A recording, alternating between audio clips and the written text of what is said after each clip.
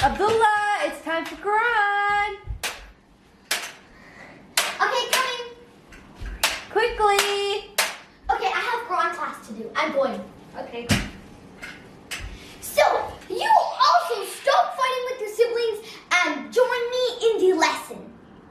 Bismillah, alhamdulillah, wassalatu wassalamu ala rasulillah. Assalamu alaikum.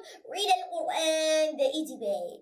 Lesson number 22a on stopping rules.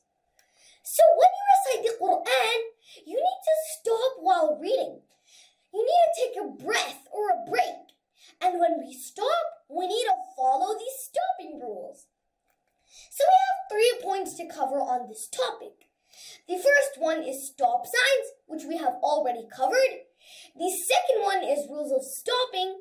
And the third one is rules of starting, like how we start after we stop.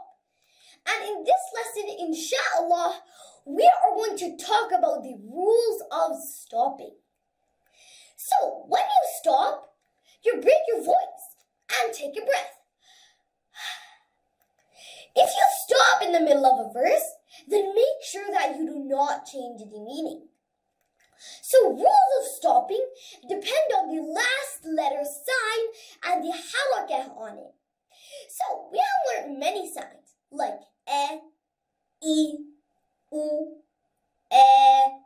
e, u, en, in, un, shadda, med, sukun, and so on. And in this lesson, we're going to learn how to stop when the last letter has fatha, kasra, or dhamma on it. So, if the last letter has fatha, kasra, or dhamma on it, then we make it sakin. Now let's take some examples on how we do that. Let's take some examples on how we stop when the last letter has fatha, kasra, or dhamma. So, for example, I stopped at the word shakara in the middle of an ayah. So the last letter is ra with fatha on it. But I will change that fatha into sukoon. And I will read it like this. Shakara, shakara. And similarly for wal asri, I will change it into wal asr. And also for wal fathu, I will change it to wal fath. Very easy, right? So, if the last letter has fatha on it, then we change the fatha into sukoon. If the last letter has kasra on it, then we change the kasra into sukoon. And if the last letter has dhamma on it, then we change the dhamma into sukoon.